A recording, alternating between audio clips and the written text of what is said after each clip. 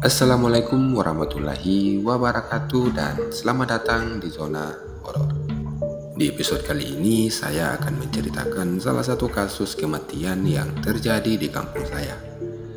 Kasus kematian tersebut dikaitkan dengan hal-hal mistis dan cerita ini adalah cerita kisah nyata yang baru-baru ini terjadi di kampung saya. Namun sebelum kita lanjut ke ceritanya, teman-teman boleh support saya dengan cara follow akun saya. Dan teman-teman jangan lupa buat aktifin notifikasinya biar teman-teman gak ketinggalan cerita-cerita horor lainnya. Dan inilah dia ceritanya.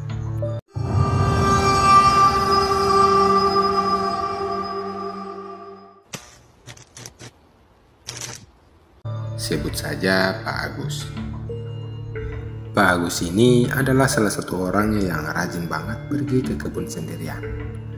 Dia juga memiliki seorang istri, sebut saja Roya namanya. Dan mereka berdua ini punya 9 anak dan masing-masing ada yang laki-laki, ada juga yang perempuan. Di umur Pak Agus yang udah lumayan tua, yaitu mencapai 75 tahun ini, ia masih nekat kerja keras untuk mencukupi kebutuhan rumahnya. Ada juga dari beberapa anak dari bapak tersebut sempat melarang beliau buat nggak usah lagi kerja-kerja berat seperti itu dan menyuruh Pak Agus buat santai di rumah aja.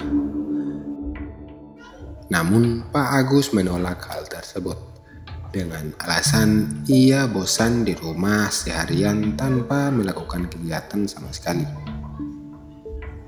Nah, pada suatu hari Pak Agus ini ngajak istrinya buat pergi ke kebun bersama untuk membersihkan lahan baru persiapan menanam jagung gitu.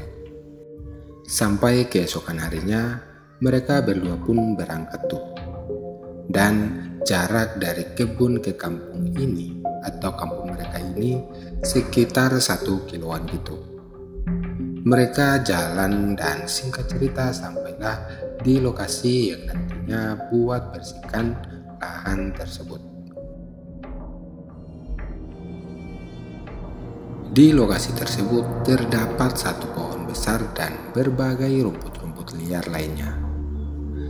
Selama 3 hari pembersihan, Pak Agus ini melihat pohon besar yang masih berada tepat di tengah-tengah lokasi yang nantinya dijadikan kebun untuk Pak Agus ini. Dan Pak Agus berpikir bahwa pohon ini harus ditebang, biar nantinya kelihatan lebih luas. Akhirnya, Pak Agus ini memutuskan buat nebang pohon tersebut. Karena udah lumayan sore hari itu, mereka memutuskan buat balik lanjut untuk di keesokan harinya.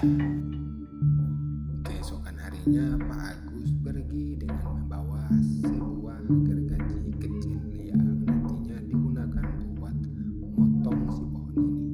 Hitungannya hari ini adalah hari keempat di mana Pak Agus ini membersihkan lahan tersebut.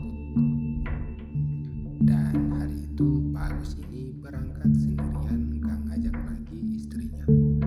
Karena dipikir Pak Agus adalah lokasinya udah lumayan bersih, jadi gak perlu lagi buat ngajak istrinya. Nanti kalau udah mulai penanaman barulah si istri ini diajak oleh Pak Agus. Nah, setelah persiapan Pak Agus ini ancang-ancang buat motong kayunya. Entah kenapa selesai potong kayu tersebut, Pak Agus ini mengeluhkan sakit kayak rasanya mau demam gitu. Dan dia mutusin buat pulang aja, nanti dilanjutkan lagi kalau kondisinya sudah fit kembali.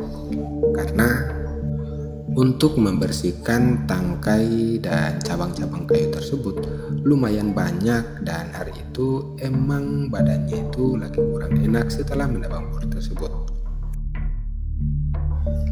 Sampainya Pak Agus ini di rumah, istrinya itu sempat bertanya tuh, "Kok cepat pulangnya Pak? Biasanya sampai sore." Dijawab Pak Agus, "Iya, badanku nggak enak hari ini. Jadi saya memutuskan buat pulang aja, nanti dilanjutkan lagi kalau badan saya sudah fit kembali. Dan di hari itu, kata istrinya, ia mendengarkan suara dari suaminya untuk terakhir kalinya. Karena setelah Pak Agus menjawab pertanyaan dari istrinya, ia langsung bergegas mandi, dan selesai mandi ia langsung pergi ke kamar langsung tidur.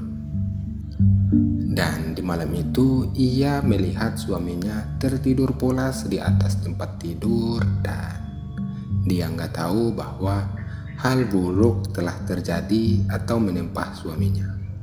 Karena di keesokan harinya, suaminya sudah ditemukan tidak bernyawa di tempat tidur tersebut.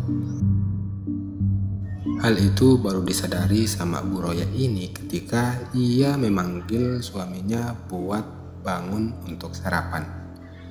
Namun setelah memanggil dan berusaha menggoyangkan badannya, Pak Agus ini tidak menunjukkan gerakan-gerakan atau tanda-tanda orang yang sedang tidur.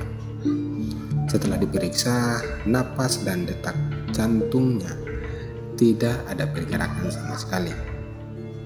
Dan dipastikan bahwa Pak Agus telah meninggal dunia di hari itu.